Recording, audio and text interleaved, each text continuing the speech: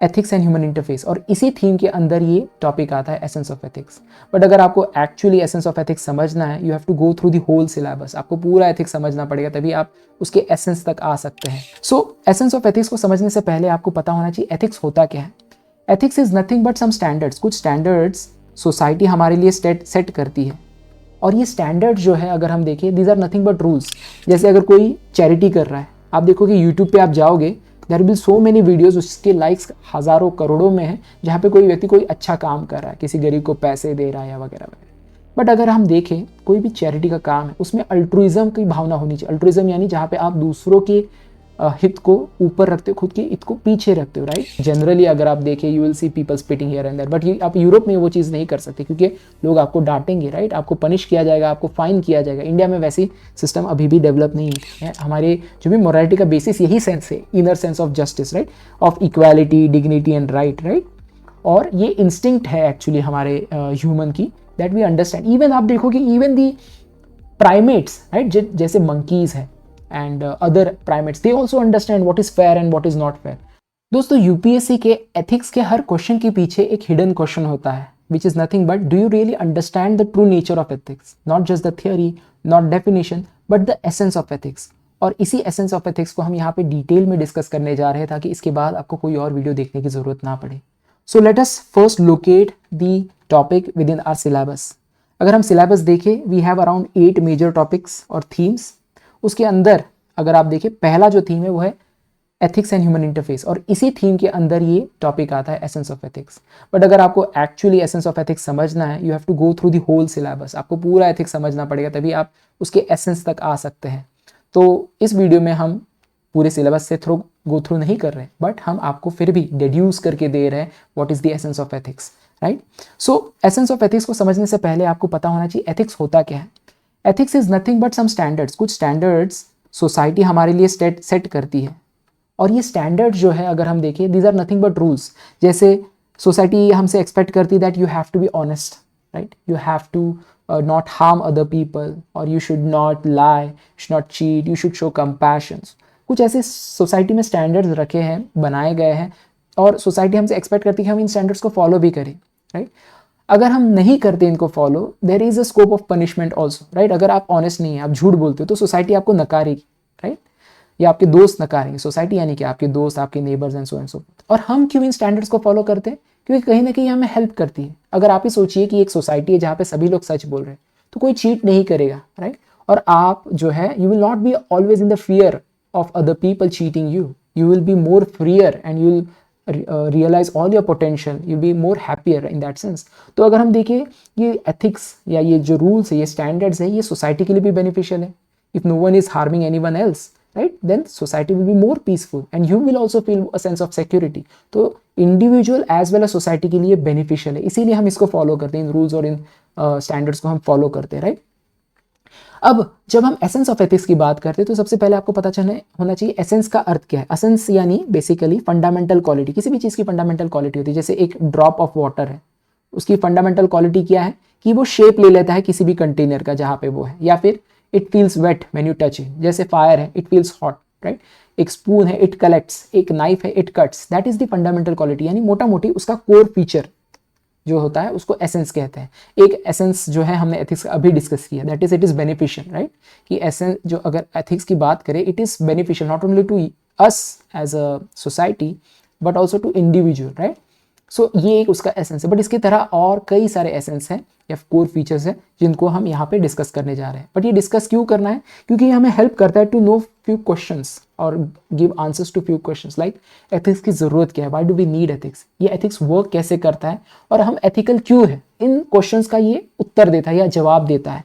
So let's start with the first essence और first core feature of ethics, that is ये define करता है good and bad, right. किसी चीज़ को good कहते हैं या किसी चीज़ को बैड कहते हैं, तो हम कहीं ना कहीं जज करते हैं चीज़ों को, right. When we say something is good और something is bad, we are doing nothing but judging. और जज किसके बेसिस पे करते हैं? कुछ स्टैंडर्ड्स के बेसिस पे करते हैं, राइट। जैसे उदाहरण है, अगर एक ऑफिसर है, कोई एक ऑफिसर है, उसको जज करना है, तो कुछ स्टैंडर्ड्स है कि वो फेयर होना चाहिए, राइट, वो इम्पार्शल होना चाहिए, राइट। और ये standards, the standards are nothing but ethical standard, right.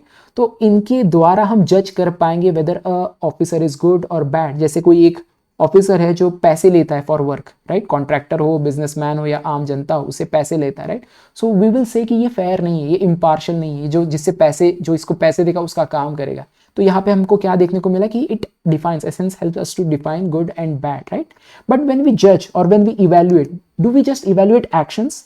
No, we also evaluate intentions as well as thoughts. जैसे अगर कोई चैरिटी कर रहा है, आप देखोगे यूट्यूब पे आप जाओगे, there will so many videos, उसके लाइक्स हजारों करोड़ों में है, जहाँ पे कोई व्यक्ति कोई अच्छा काम कर रहा है, किसी गरीब को पैसे दे रहा है या वगैरह वगैरह। बट अगर हम देखें कोई भी चैरिटी का काम है, उसमें अल्ट्रुइज्म की भावना होनी चाहिए। अल्ट्रुइज्म यानी जहाँ पे आप दूसरों के हित को ऊपर रखते हो, खुद के हित को पीछे रखते हो, राइट। तो अगर आप चैरिटी कर रहे हो, you are not doing it for some sense of fame, right, और सम सेंस ऑफ कोई शाबाशी दे आपको या प्रेज करे, राइट, पब्लिसिटी हो आपकी, नहीं। अगर आप वो इंटेंशन है तो कहीं ना कहीं वो एक्ट सेल्फिश एक्ट है। तो आप देखोगे कि एक्शन को हम जज करते हैं ऑन द एक्शन इटसेल्फ, उसके फेस वैल्यू पे, but also on the intention behind the action. अगर इंटेंशन जो है वो अच्छा है, जैसे आप फ्लड विक्टिम्स को जेन्युइनली हेल्प कर रहे हैं आउट ऑफ कंपैशन, तो उस एक्शन को हम अच्छा जज करते हैं, उस थॉट प्रोसेस को भी हम अच्छा जज करते हैं। We know what thoughts are good and what thoughts are bad, what intentions are good and what intentions are bad. So it is not only used to judge action but also the motivation behind it. So this is the essence of ethics, right? इसके अलावा अगर ethics ना हो, if there is no ethics in society, एक company में अगर आप देखिए कोई ethics नहीं है, कंपनी का ethics क्या होता है? आप किसी भी कंपनी में काम करते हो तो वहाँ पे कोड ऑफ एथिक्स होता है। Code of ethics are nothing but some rules given to you which tells you what actions are permissible and what actions are not permissible. That is, you cannot gossip, right? You cannot take away the material of your company outside. You cannot talk rudely to your juniors or your seniors. You have to follow some protocols. You have to come on time. कुछ rules, कुछ permissible और कुछ non permissible चीज़ें बताई गई होती है, वो भी कुछ स्टैंडर्ड्स होते हैं आपकी कंपनी की। जब आपके पास ऐसे कोई स्टैंडर्ड नहीं है, so you will have no moral direction, where to go, where not to go, right. जैसे अगर किसी कंपनी में ऐसे मॉरल स्टैंडर्ड्स नहीं है, so you will see there chaos in the company, they will hide safety issues, they will lie to customers, they will misuse company fund, right. And everyone will work on only one principle, that is profit. मेरे लिए क्या है, वही principal जो है उनके action को govern करेगा, राइट। सो आपके पास कोई मॉरल डायरेक्शन नहीं होगा when you don't have ethics, right. Second जो फीचर है इसका वो है, या एसेंस है, वो है कि ये एथिक्स जो है वो इनबॉर्न नहीं होता, आप पैदा नहीं होते एथिक्स के साथ। No person is born ethical, right. ये डेवलप होता है ओवर टाइम, राइट। जैसे आप बड़े होते हो वो डेवलप होता है। एक बहुत बड़े साइकोलॉजिस्ट रहे हैं अमेरिका के, लॉरेंस कोलबर्ग, इन्होंने थियरी दी है, थियरी ऑफ मॉरल डेवलपमेंट। वो कहते हैं जब छोटे बच्चे होते, राइट, तो आप जो है बहुत सेल्फिश होते हो, हर चीज़ आप खुद के लिए काम करते हो, राइट। आप किसी को कोई अपनी चीज़ नहीं दोगे वगैरह वगैरह। एथिकल अंडरस्टैंडिंग नहीं होती इस स्टेज में, राइट। बट जैसे जैसे आप इंटरैक्ट करते हो, आपके इर्द गिर्द जो लोग हैं, आपके मदर फादर, आपके भाई बहन, सोसाइटी, जैसे जैसे आप बड़े होते हैं आपकी मोरालिटी डेवलप होती है। पहले जो मोरालिटी डेवलप होती है वो होती है on the basis of self interest, right. कि अगर आप कोई झूठ बोलते हो, गलत काम करते हो, आपको फटकार पड़ेगी। अगर आप अच्छा काम, आपको प्रेज मिलेगा, राइट। तो उस प्रेज और उस fear of what we call punishment से बचने के लिए आप एथिकल होते हो, राइट। तो सेल्फ इंटरेस्ट में काम कर रहे हो। फिर बाद में जो मोरालिटी डेवलप होती है, जैसे आप थोड़े बड़े हो जाते हो, आप थर्ड फोर्थ फिफ्थ स्टैंडर्ड में, सिक्स स्टैंडर्ड में जाते हो, now you want acceptance, you want praise from people, right? You become people pleaser, right? तो आप अगर वो कोई चीज़ मानते हैं कि गलत है तो आप वो चीज़ नहीं करोगे, right? तो यहाँ पे आपकी एथिक्स डेवलप हो रही है, but still the source of ethics is outside. But एक समय आता है, आप टीनेज के बाहर चले जाते हो, थोड़े अडल्ट हो जाते हो, तब आप जो है चीज़ों को ना ही फियर ऑफ पनिशमेंट और रिवॉर्ड के बेसिस पे जज करते हो, ना ही on the basis of acceptance और प्लीजिंग अदर्स। आप कुछ चीज़ों को समझ जाते हो कि ये चीज़ सही और गलत है। आपका एक कॉन्शियंस, अंदर की आवाज़, एक क्रिटिकल कॉन्शियंस क्रिएट होता है, और जो आपको बताता है कुछ चीज़ सही है और कोई चीज़ गलत है। जैसे उदाहरण, एक स्पोर्ट्स पर्सन है, राइट, वो परफॉर्मेंस एनहांसमेंट ड्रग ले सकता है और उसके करियर को आगे ले जा सकता, बट नहीं लेता। Why? Because he thinks that this is unfair to other, right. तो उसका एक क्रिटिकल कॉन्शियंस, उसके अंदर की आवाज़ जो है, वो अंतर आत्मा जो है वो डेवलप हो चुकी है, ताकि अब उसको जो है फियर ऑफ पनिशमेंट और रिवार्ड का फर्क नहीं पड़ता है, सोसाइटी क्या समझती है आपके या आपको कैसे जज करती है उसका उसको फ़र्क नहीं पड़ता। अब उसके अंदर ही एक मॉरल कंपास क्रिएट हो गया जो उसको बताता है क्या सही है और क्या गलत है, राइट। तो मॉरल डेवलपमेंट होता है ऐसे। जैसे उदाहरण है, आप देखो गांधी जी, जिनको हम एक बहुत हाईली रिगार्ड करते from perspective of morality, right. तो उन्होंने भी बचपन में अपने भाई के आमलेट जो होता है उससे एक गोल्ड का पीस चुरा लिया था, राइट। और फिर बाद में उनको गिल्टी फील हुआ, उन्होंने अपने पिता के पास गए और उन्होंने कहा कि मैंने ये गलती करी है, तो उनके पिता ने भी उनको जो है फॉरगिव कर दिया। बट ये जो इंसिडेंट्स था इन्होंने उनके माइंड पे बहुत इम्पैक्ट करा और लाइफ लॉन्ग उनका कमिटमेंट जो ट्रुथ का के प्रति है उसका कहीं ना कहीं जेनेसिस हमें इसी इंसिडेंट में दिखाई देता है, राइट। तो बचपन में महात्मा गांधी ने भी चोरी करी है, right. You can consider that as the understanding की मॉरल डेवलपमेंट होती है, राइट। एंड एथिक्स जो है ये डेवलप कैसे होती है, जब आप इंटरैक्ट करते हो with your family, with the society, with culture, right. तो आपकी जो सोसाइटी है ये आपके मोरालिटी को शेप करती है, राइट। एक बच्चा देखता है अपने घर में कि उनके माँ बाप कैसे बर्ताव कर रहे हैं, चिल्ला रहे हैं, झगड़ा कर रहे हैं, झूठ बोल रहे हैं, या बहुत शांत है, डिसिप्लिन है उनमें, राइट। और कुछ ऐसे फैमिलीज़ होते हैं जहाँ पे जो बातें होती है बहुत ख़राब होती है, यानी एटीट्यूड टूवर्ड सोसाइटी बहुत ख़राब होता है। तो वो चीज़ भी वो इनकलकेट करते जाते हैं और उनका एटीट्यूड और उनकी मोरालिटी उस तरह से डिसाइड होती है, राइट, या डेवलप होती है। तो सोसाइटी का इन्फ्लुएंस तो होता है। जैसे अगर आप देखें एक पेट्रियार्कल सोसाइटी में जहाँ पे महिलाओं को बहुत ज़्यादा वैल्यू नहीं किया जाता, वहाँ पे जो बच्चे बड़े होंगे वहाँ पे भी वही चीज़ वो इनकलकेट करेंगे अपने अंदर, राइट। उनकी जो एथिक्स है वो काफ़ी हद तक डिफरेंट होंगी फ्रॉम अ फैमिली और a society where in there are liberal values taught in the family, right. तो इंडिविजुअल भी अगर हम देखें तो एक तो चीज़ है कि सोसाइटी इंडिविजुअल के एथिक्स को डिटरमाइन करती है। आप पुराने समय में चले जाए जहाँ चाइल्ड मैरिज हुआ करता था, राइट। तो उस समय उस चीज़ को गलत नहीं माना जाता था, रैदर उसको मॉरल रीज़न भी किया जाता था कि बच्ची जो है उसके लिए ही हम ये चीज़ कर रहे हैं, राइट, एंड सो फोर्थ। कई सारे उसके पीछे रीजनिंग्स दिए जाते थे, राइट। तो what ever it is, what we see here is that society actually shapes individual ethics, but individual also changes ethical norms। आप देखोगे सती प्रथा एक समय यूलोजाइज किया जाता था, उसको जो है एक देवी के रूप में माना जाता था, उसको हटाने का काम इंडिविजुअल्स ने ही करा है, राइट।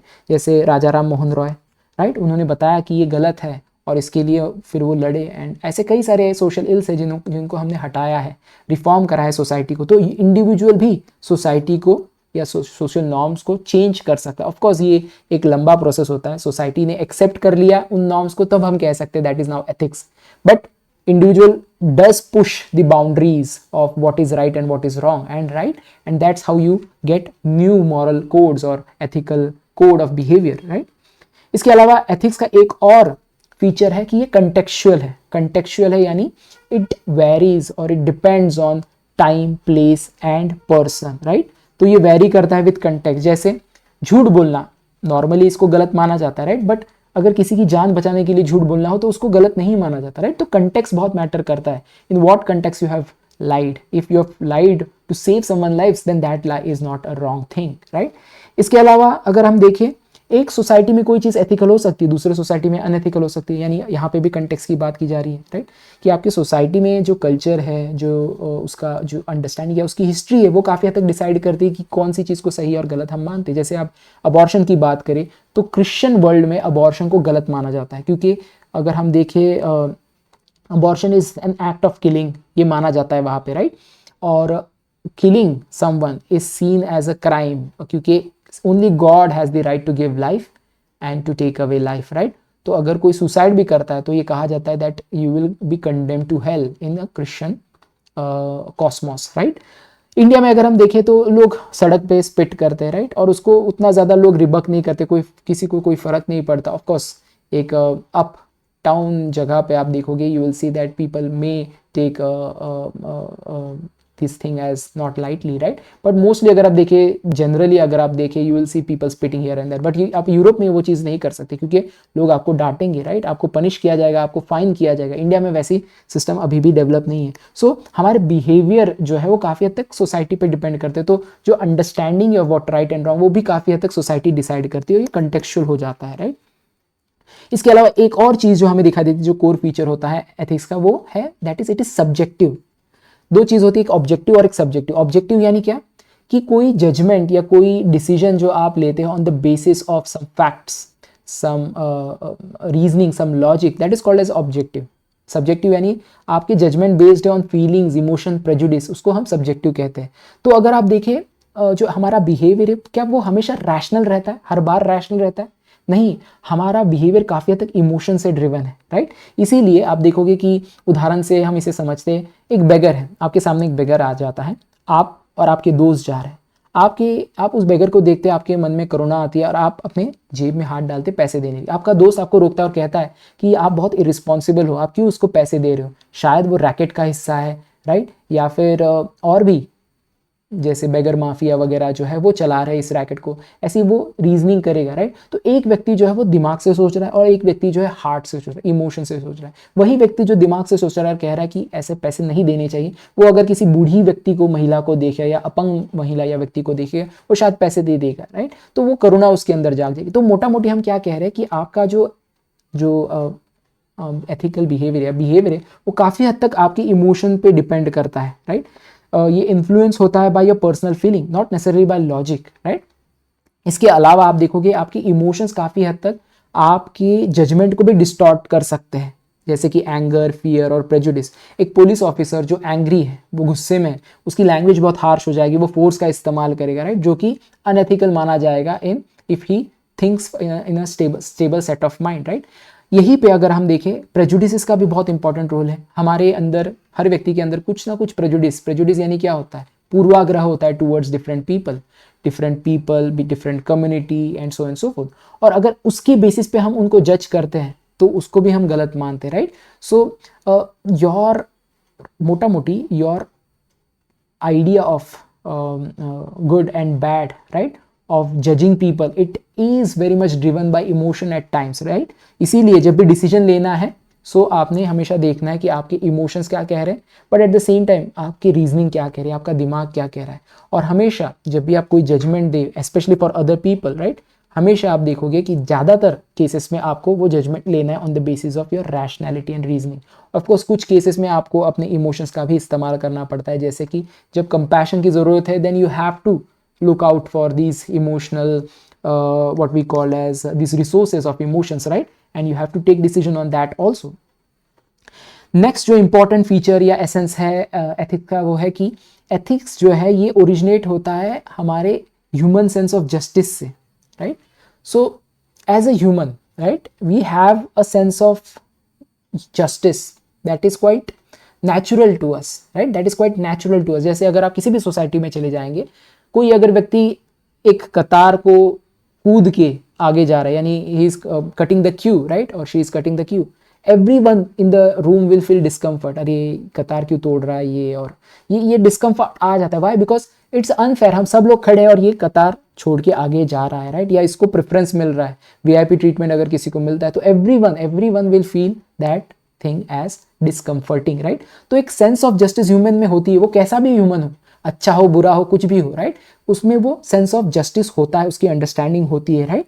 इवन बच्चों में ये सेंस ऑफ जस्टिस होती है, राइट। अगर एक बच्चे को उसकी माँ, दो भाई हैं या एक भाई और बहन है, उनको केक ला के देती है और एक बच्चा देखता है कि मेरा केक छोटा है, उसको तुरंत उसको रोना आता है। क्यों?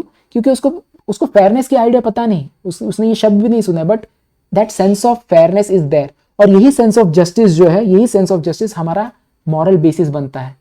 हमारे जो भी मोरालिटी का बेसिस यही सेंस है, inner sense of justice, right, of equality, dignity and right, right. और ये इंस्टिंक्ट है एक्चुअली हमारे ह्यूमन की, दैट वी अंडरस्टैंड। इवन आप देखोगे इवन दी प्राइमेट्स, राइट, जैसे मंकीज है and other primates, they also understand what is fair and what is not fair. अगर आप कहीं पे जू में जाएंगे और बंदरों को आप, किसी एक बंदर को आप कोई चीज़ खिलाते हो, दूसरे बंदर गुस्सा हो जाते, they see it is unfair, right, you are being partial. इस तरह की उसकी अंडरस्टैंडिंग ये बहुत ही रूडिमेंट्री लेवल पे होती है, बट ये सेंस ऑफ जस्टिस या फेयरनेस जो है हमारे ह्यूमन में होता है। इसके अलावा आप देखोगे कि जब हम जस्टिस की बात करते हैं तो लीगैलिटी की भी बात की जा सकती है, राइट, लीगैलिटी या लॉ की भी बात की जा सकती है। कि अगर हम देखें हमारे जो लॉज है वो ज़्यादातर इन्फॉर्म्ड होते हैं by some sense of ethics, right, जो भी हमारे लॉज है, राइट, जैसे लॉ टू, अगर आप रेड क्या कहते हैं उससे, स्ट्रीट लाइट पे या फिर ट्रैफिक लाइट पे आप रुकते हो on the red light, right, Why do you do that? Because you don't want to harm other fellow person on the road, right? If you go along and you don't worry about the red light, you may harm someone else, right? Or you want order, right? एक order जो है वो जरूरी है society के लिए, right? So the law that we have that has some sort of ethical basis to it, right? जैसे law of freedom of freedom of expression, उसमें एक ethical basis है that everyone has to have some autonomy. ये principle भी तो ethical principle है that everyone should be autonomous, they should be able to take care of themselves and they should be able to do things that they want, right? या फिर right to religion कि हर एक व्यक्ति के पास अपने religion को profess करने का अधिकार है, that is more fair, right? एक मल्टी रिलीजियस सोसाइटी में तो every law has some sort of ethical basis to it, right? But law जो है वो मिनिमम स्टैंडर्ड देता है आपको, एथिक्स जो है वो आइडियल स्टैंडर्ड देता है. This is the essence of ethics, that it gives you ideal standard, that it goes beyond law, right? क्योंकि कई सारे एक्शन ऐसे हो सकते हैं जो अनएथिकल हो, राइट? जैसे उदाहरण है वो लीगल हो बट अनएथिकल हो. जैसे अगर आप देखोगे कि कोई एक पुलिस ऑफिसर है, right? He is not in his jurisdiction and he see some sort of quarrel happening, some crime happening, he may not bother to take care of that situation. Why? Legally is not obliged, वो उसका jurisdiction नहीं है. या अगर आपके साथ कोई खराब कोई प्रसंग हो जाता है और आप जो है पुलिस स्टेशन में जाते हो, पुलिस स्टेशन वाला क्या कहता है कि ये जो फाइल है, ये जो कंप्लेंट है आपको उस पुलिस स्टेशन में जो है दर्ज करनी है क्योंकि ये आपका हमारा जुरिस्डिक्शन नहीं है जहाँ पे क्राइम हुआ है, राइट? बट एक एथिकल पुलिस ऑफिसर जो है वो देखेगा कि हाँ ये जो क्राइम हुआ है ये हमारे यहाँ हुआ है और वो शायद हेल्प करने की कोशिश करेगा आपको. शायद वो आपको कहेगा कि you have to file the FIR in the other police station, in the other jurisdiction, but वो आपको हेल्प करने की कोशिश करेगा, कहीं ना कहीं आपको सपोर्ट करने की कोशिश करेगा, right? So it's not required from him but he will still do because he is ethical. उसकी जो आइडियल स्टैंडर्ड है, not just minimum standard, right? So ये डिमांड करता है मोर देन लीगल कंप्लायंस. ये इसका एक फीचर है एथिक्स का. नेक्स्ट इंपॉर्टेंट फीचर या एसेंस है कि ये एथिक्स है ना आपके इनर रिस्पॉन्सिबिलिटी पे डिपेंड करता है, यानी आपके इनर कॉन्शियंस पे डिपेंड करता है. कॉन्शियंस क्या होता है? कॉन्शियंस जो है ये आपके अंदर की आवाज़ होती है. हर एक व्यक्ति के अंदर एक आवाज़ होती है, राइट? आप देखोगे इनर लाइट जिसे कहते हैं. आप कोई गलत काम कर रहे हो तो आपके अंदर से एक थॉट आता है दिमाग में, आपसे कोई बोलता है, राइट? वो आपसे कोई बोलता नहीं, कोई अदर पर्सन नहीं होता, आपका माइंड ही होता है बेसिकली जो आपको कंसल्ट करता है कि ये गलत है, ये आपको ये नहीं करना चाहिए, या इस चीज़ को आप ये ऑप्शन आप चूज करो, so and so forth, right option over wrong option, right? तो ये जो इंटरनल कॉन्शियंस है, राइट, ये एथिकल बिहेवियर को ड्राइव करता है, not just punishment. Of course punishment भी एक फैक्टर होता है, बट जैसे मैंने पहले बताया कि हमारा मॉरल डेवलपमेंट का स्टेज होता है, जो हम छोटे होते हैं तो पनिशमेंट और रिवॉर्ड के बेसिस पे हम कोई एक्शन करते हैं, राइट? एथिकल एक्शन हम करते हैं. बट जैसे ही बड़े हो जाते हैं हमारा एक इनर कॉन्शियंस क्रिएट हो जाता है, जो अंदर की आवाज़ है, राइट? एक मॉरल डेवलपमेंट हो जाता है, एक मॉरल कंपास क्रिएट हो जाता है जो आपको बताता है सही है क्या और गलत क्या है, राइट? जैसे कई सारे लोग जो है ट्रैफिक लाइट पे रुकते हैं, even if there is not much traffic, कोई है नहीं आसपास, राइट? बट फिर भी ट्रैफिक लाइट पे रुक जाते हैं जब तक वो ग्रीन सिग्नल ना आ जाए. वाई? बिकॉज दे फील कि शायद अगर कोई बीच में से आ जाए तो मैं उसको हार्म कर दूंगा, या फिर whatever it is, right? Whatever reason they may have of not harming, of following rules, following law, of having discipline, ensuring order, right? इन चीज़ों को वो मद्देनजर रखते हुए वो रुक जाता है, right? ये उसका इनर कॉन्शियंस उसको कह रहा है, right? अकाउंटेबिलिटी जो है वो एक्सटर्नल नहीं होती, यानी वहाँ पे पुलिस खड़ा है, आपको उसको जवाब देना पड़ेगा अगर आपने जो है सिग्नल जंप किया, ये उनके दिमाग में नहीं आता. उनके अंदर पहले से ही इंटरनल रिस्पॉन्सिबिलिटी होती है, उनका कॉन्शियंस के प्रति उनकी रिस्पॉन्सिबिलिटी है, उनके अंतर आत्मा के प्रति उनकी रिस्पॉन्सिबिलिटी होती है, राइट? तो अगर आप देखिए ट्रू एथिकल कंडक्ट जो है वो कब दिखता है या कब सामने आता है? जब कोई आपको देखने वाला ना हो, राइट? कहा जाता है ना कि जब आप सभी लोग आपको देख रहे हैं तो एथिकल बनना काफ़ी आसान होता है, बट कोई नहीं देख रहा है आपको, राइट? तब अगर आप एथिकल बनते हो तो वो आपका ट्रू फेस है, वो आपका असली कैरेक्टर दिखाता है. जैसे अगर आपके सामने जो है एक कॉपी आ जाती है, आप एग्जाम देने जा रहे हो, यू सी अ कॉपी जहाँ पे क्वेश्चंस दिए या आंसर्स दिए, right? And you don't look at it और you just place it some other side or give it away to the teacher and so forth. What you are doing, you're being ethical. कोई आपको पूछ नहीं रहा था फिर भी आपने उस चीज़ को नहीं किया, right? So a student finds an open answer sheet in exam hall but chooses to look away. ये उसका एथिकल साइड दिखाता है या ट्रू साइड दिखाता है, राइट? एक और फीचर है या एक और एसेंस है एथिक्स का, ये प्रिस्क्रिप्टिव है. प्रिस्क्रिप्टिव यानी प्रिस्क्राइब करता है आपको कि आपको कैसे बिहेव करना है, what you ought to do, what you should do, ये बताता है आपको, राइट? जैसे मेडिसिन प्रिस्क्राइब करता है कोई डॉक्टर, उसी तरह जो एथिकल थियरीज है ये आपको प्रिस्क्राइब करते हैं व्हाट यू शुड डू। जैसे you should be kind and respectful, you should not lie, you should never talk rudely, right. तो these are prescriptions, ethics are at times in the nature of prescriptions, right. और कई सारे ऐसे ethical standards हो सकते हैं जो society आपसे एक्सपेक्ट करती है कि आप फॉलो करें या you should be following them, but you may not follow them, you reject them. Why? Because you don't see any moral purpose of it. जैसे आप देखो कि हमारे सोसाइटी में, इंडियन सोसाइटी में ट्रेडिशन है कि आप बड़े बुजुर्गों के पैर छू, राइट। भले ही वो व्यक्ति आपका दुश्मन भी हो, फिर भी आपके माता पिता को कहेंगे कि इसके पैर छू। बट कई सारे यंग लोग अब इस चीज़ को नहीं मानते। क्यों? वो कहते हैं कि हम जो वाइस है, जो अच्छा व्यक्ति, उसके पैर छूंगे। क्यों उन व्यक्तियों के पैर छूना जो बहुत ही वाइल है, बहुत खराब आदमी है, राइट। सो कोई मॉरल रीजनिंग नहीं, उसका कुछ तुक नहीं बनता। सो एथिक्स जो है वो प्रिस्क्रिप्टिव है बट एट टाइम्स डिस्क्रिप्टिव भी है, यानी ये बताता है कि सोसाइटीज़ की क्या मोरालिटी है। सोसाइटीज़ जो है उनकी अपनी खुद की मोरालिटी होती है या उसके खुद के कस्टम्स होते हैं, उसके रिवाज होते हैं। इस चीज़ को वो डिस्क्राइब भी करता है, व्हाट पीपल एक्चुअली डू ये भी बताता है। जैसे अभी बताया कि बड़े बुजुर्गों के पैर छूना, ये ईस्टर्न कल्चर में आपको या इंडिया या साउथ एशिया में दिखाई देता है, बट वेस्ट में अगर आप जाएंगे तो shaking hand is enough to show respect, right.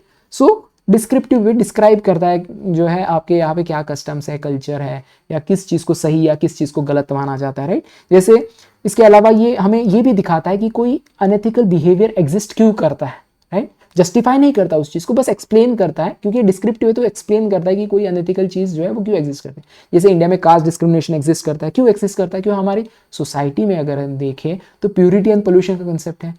जो अगर आप हायरार्की देखिए, you will C a gradation of purity and pollution. From the lowest level you will see that the people the purity increases and as you go down the pollution increases in the hierarchical order।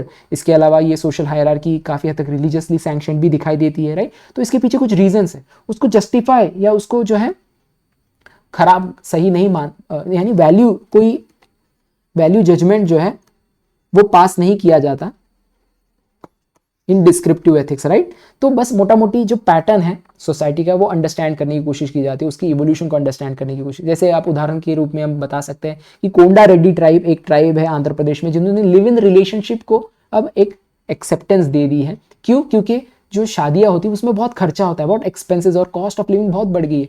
तो it's better that you just go live together, don't need to do all the ceremonies and stuff like that, right. So अब इसको अच्छा है और बुरा इस तरह से नहीं देखा जाता, बस है, right. Descriptive ethics, prescriptive ethics में बताया जाता है क्या अच्छा है और क्या बुरा है, राइट। और अगर कोई अच्छा काम दिया गया है, राइट, और आप नहीं करते तो उसकी क्या पनिशमेंट है वो भी कहीं ना कहीं उसमें देखने को मिलता है। जैसे आप एक उदाहरण के रूप में देखें कि एक मुहावरा है, do unto others what you want them to do unto you, यानी आप ऐसा बिहेव करिए लोगों से जैसा आप चाहते हैं वो आपसे बिहेव करे, राइट। तो यहाँ पे आपको बताया जा रहा है कैसे बिहेव करना है, प्रिस्क्राइब किया जा रहा है, बट अगर आप नहीं करते तो उसके नुकसान आपको झेलने पड़ेंगे क्योंकि वो भी आपसे अच्छा बिहेव नहीं करेगा, राइट। तो प्रिस्क्रिप्टिव भी है, एट टाइम्स डिस्क्रिप्टिव भी है। इसके अलावा ये सबसे इंपॉर्टेंट फीचर है कि ये एथिक्स जो है ये वॉलंटरी एक्शन पे अप्लाई होता है, इनवॉलंटरी एक्शन पे नहीं, राइट। वॉलंटरी एक्शन यानी जहाँ पे आपकी फ्री विल है, राइट। जो एक्शन आप अपने स्व इच्छा से कर रहे हो, यानी आपके एक्शन का कुछ कॉन्सिक्वेंस होगा, उस कॉन्सिक्वेंस को मद्देनजर रखते हुए वो एक्शन करो, that you know you have an intention of that action, you want to do that action, right. तो उसको हम वॉलंटरी एक्शन कहते हैं, फ्री विल जहाँ कहते हैं। कहाँ फ्री विल नहीं होता? जहाँ पे आपसे कोई चीज़ करवाई जा रही है, जैसे आपके सिर पे बंदूक रख के कोई गलत काम करवाए, वहाँ फ्री विल नहीं है, तो उस एक्शन को हम उस पर एथिक्स अप्लाई नहीं करते, हम सिर्फ उन एक्शंस पे एथिक्स अप्लाई करते हैं जो फ्री विल से किए गए हैं, राइट।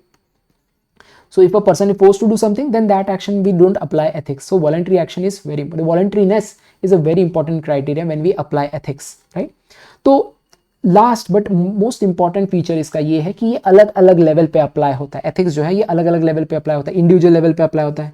हम जब बात करते हैं, हम जब कहते हैं कि जो इंडिविजुअल उसे एक्सपेक्टेशंस होते हैं कि that person should be honest, should be compassionate, so and so forth, right? तो हम अप्लाई कर रहे हैं एथिकल स्टैंडर्ड्स को at an individual level, but at so also at an organization level. हम ऑर्गेनाइजेशन लेवल पे भी एथिकल स्टैंडर्ड्स अप्लाई करते हैं, राइट। या ये एथिक्स फंक्शन करता है ऑर्गेनाइजेशन लेवल पे भी। मैंने जैसे कोड ऑफ कंडक्ट की बात की, राइट, कोड ऑफ एथिक्स की बात की, कि कुछ ऐसे कोड या रूल्स बनाए जाते हैं ऑर्गेनाइजेशन में। जैसे आप सिविल सर्विसेज में जाएंगे तो you will have civil service code of conduct, right. All India civil service code of conduct या फिर civil service code of conduct, इस तरह के कोड ऑफ कंडक्ट जहाँ पे आपको बताया जाएगा क्या परमिसिबल है आपके लिए और क्या परमिसिबल नहीं है। जैसे आप जो है प्रेजेंट नहीं ले सकते from the common masses, right, या फिर आप अपने रिश्तेदार को कोई भी हेल्प नहीं कर सकते when it comes to your official duty and so forth, right. Internship नहीं दे सकते अपने सगे संबंधी को इन दी ऑफिस और सो एंड सो फोर्थ। इस तरह की जो चीज़ है, या आप को क्या अलाउड है क्या नहीं अलाउड, ये बताया जाता है मोटा मोटी ऑर्गेनाइजेशन। तो मोटा मोटी कोड ऑफ कंडक्ट, या फिर आप कंपनी में जाते हो तो कंपनी में, प्राइवेट कंपनी में कहा जाता है कि you can not disclose the information of your client, you can not you can not talk rudely to your customers, you should clear all the disputes privately with the manager and so forth, right। इस तरह के gossip नहीं कर सकते आप, अपने office से कोई मटेरियल घर नहीं ले जा सकते आप, महिलाओं से जो है गलत व्यवहार नहीं कर सकते, राइट। तो कुछ चीज़ें परमिसिबल है, कुछ अनपरमिसिबल है, वो चीज़ें रखी जाती है सामने। तो ऑर्गेनाइजेशन लेवल पे भी हमें एथिक्स एक्ट करते हुए दिखाई देता है, राइट। सोसाइटल लेवल पे भी, राइट, सोसाइटी के अपने कुछ नॉर्म्स होते हैं, रूल्स होते हैं, और वो सोसाइटी के लेवल पे एक्ट करते हैं, राइट। इसके अलावा पॉलिटिकल लेवल पे भी, राइट, आप कोई पॉलिसी बनाते हैं, कोई लॉ बनाते हैं, उसके लिए भी कुछ एथिकल स्टैंडर्ड्स होते हैं, राइट, कि कोई एक पॉलिसी बनी है वो डिस्क्रिमिनेटरी नहीं होनी चाहिए, वो फेयर होनी चाहिए, वो किसी एक कम्युनिटी को जो है साइडलाइन ना करे, राइट। या फिर जैसे एक पॉलिसी है of right to education, right, तो वो पॉलिसी जो है that should lead to equality of opportunity. तो ये इक्वालिटी का जो प्रिंसिपल वहाँ पे अप्लाई हो रहा है, राइट। सो ये स्टैंडर्ड्स, प्रिंसिपल्स, नॉर्म्स जो है वो डिसाइड करते किस तरह की पॉलिसी, प्रोग्राम या जो इंस्टीट्यूशन है वो कैसे बर्ताव करे, राइट। इंस्टीट्यूशंस के बीच में सेपरेशन ऑफ पावर होना चाहिए, राइट। तो ये प्रिंसिपल्स और स्टैंडर्ड्स बनाए गए हैं फॉर द इंस्टीट्यूशन ऑल्सो।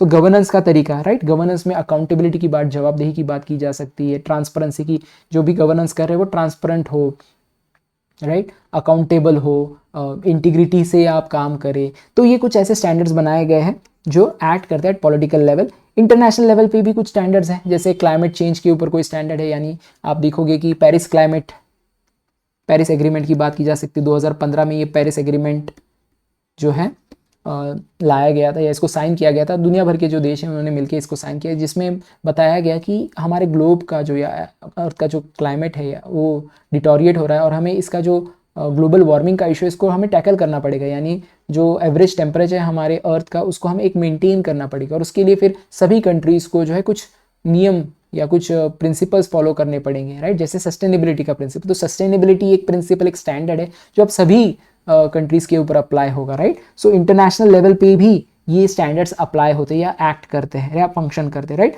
सो ये सिर्फ इन्फ्लुएंस नहीं करते हर एक लेवल को, बट हर एक लेवल दूसरे लेवल को भी शेप करता है, राइट। जैसे ग्रेटा थनबर्ग का उदाहरण दिया जा सकता है। ग्रेटा थनबर्ग जो है एक छोटी सी बच्ची जो है वो अपने स्कूल में फ्राइडे फॉर फ्यूचर नाम की एक इनिशिएटिव चालू करती है, जहाँ पे वो एक पीरियड बंक करके एक प्ले कार्ड लेके खड़ी हो जाती है स्कूल में कि we want to save our earth. वो बच्ची जो है एक पूरे एक मूवमेंट को चलाती है, जहाँ पे हर ये फ्राइडे फॉर फ्यूचर मूवमेंट हर एक स्कूल में चलता है इन दी यूरोप, फिर बाद में दुनिया भर में ये चलता है। फिर यही बच्ची यूनाइटेड नेशन में जाती है और बोलती है बड़े बड़े लीडर्स को that you have failed us, right. So अब उसका जो इम्पैक्ट है वो बहुत बड़ा है, राइट। उसकी वजह से आप देखोगे कई सारे नए रूल्स, रेगुलेशंस जो है उसको उस डायरेक्टली उसने नहीं बनाया, बट वो इन्फ्लुएंस हुए, राइट। बिकॉज नाउ अब आप देखो कि इंडिविजुअल के जो स्टैंडर्ड्स हैं वो इंटरनेशनल लेवल के स्टैंडर्ड्स को भी इफेक्ट करे, right. So each level influence and shape the other, ये चीज़ हमको देखने को मिलती है।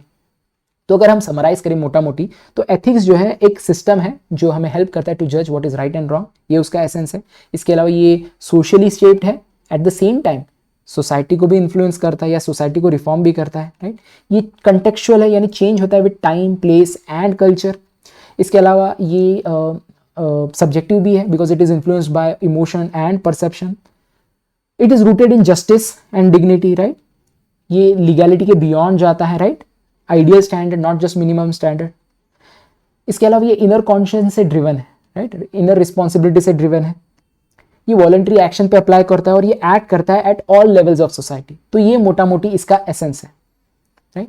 सो you have gone through all the features of this particular idea of what we call as essence of ethics. I hope you have understood it in quite detail. और कोई भी query आप मुझे पूछ सकते हो, राइट? आप चैट कर सकते हो, चैट सेक्शन में आप बता सकते हो कि whether this particular video has been helpful and should I continue likewise taking up topics, क्योंकि अगर आप चैट में बताओगे तो it will motivate me to make more videos, right? At the same time अगर आप देखें GS जो है इसको बहुत ही साइंटिफिकली आपको कवर करना चाहिए, और जीएस को साइंटिफिकली कवर करने का तरीका क्या है कि you have to have a micro list of topics. हर एक टॉपिक और सब टॉपिक की लिस्ट होनी चाहिए आपके पास, जो आप टिक करते जाए जैसे जैसे आप कवर करें, और इसी टॉपिक की लिस्ट को हम प्रोवाइड करें इन अवर जीएस पैनल, जो आप डिस्क्रिप्शन में हमारे एक लिंक है वहाँ से एक्सेस कर सकते हैं। So that's it in today session. आपको कोई भी अगर डाउट है या फिर कोई भी सजेशन है किस तरह का वीडियो मुझे बनाना चाहिए और किस टॉपिक पे, आप मुझे चैट सेक्शन में बताएं। Till then, let's meet in the next session. Till then, thanks and bye.